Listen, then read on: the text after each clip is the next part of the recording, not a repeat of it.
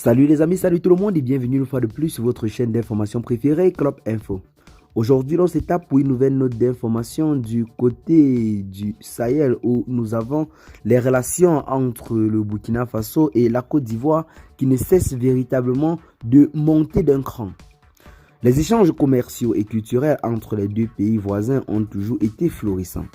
Mais la récente recrudescence d'incidents à la frontière a jeté une ombre sur cette relation. Des arrestations de part et d'autre, ainsi que des activités suspectes dans la région, alimentent les inquiétudes quant à une possible déstabilisation de la zone. La situation est tendue et exige une mobilisation sans faille de tous, a déclaré M. Il a souligné l'importance d'une communication renforcée entre les populations et les forces de l'ordre pour prévenir toute escalade de violence. Les communicateurs, acteurs clés de ce dispositif, ont un rôle essentiel à jouer dans la sensibilisation des communautés aux risques et aux enjeux sécuritaires et en encourageant les populations à signaler tout comportement suspect. Ils contribuent activement à la protection du territoire national. Eh bien les amis, les tensions entre la Côte d'Ivoire et le Burkina Faso ne cessent véritablement de monter en puissance. C'est une guerre qui se mène véritablement sur le plan diplomatique et ce sont les populations qui payent le prix fort.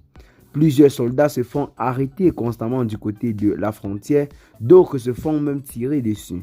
Il y a également des réfugiés qui ne parviennent pas à trouver une terre d'accueil dans un pays frère et voisin.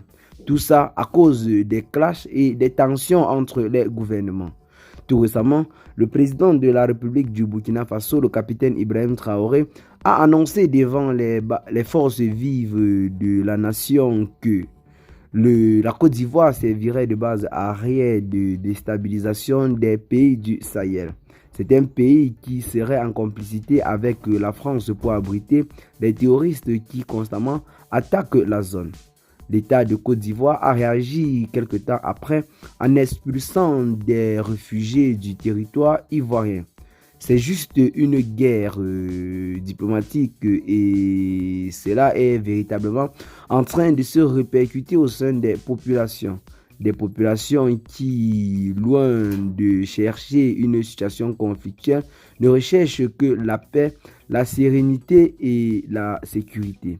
Eh bien les amis, c'est là une vidéo pour en quelque sorte interpeller les deux parties à un dialogue franc afin que les populations ne soient pas affectées.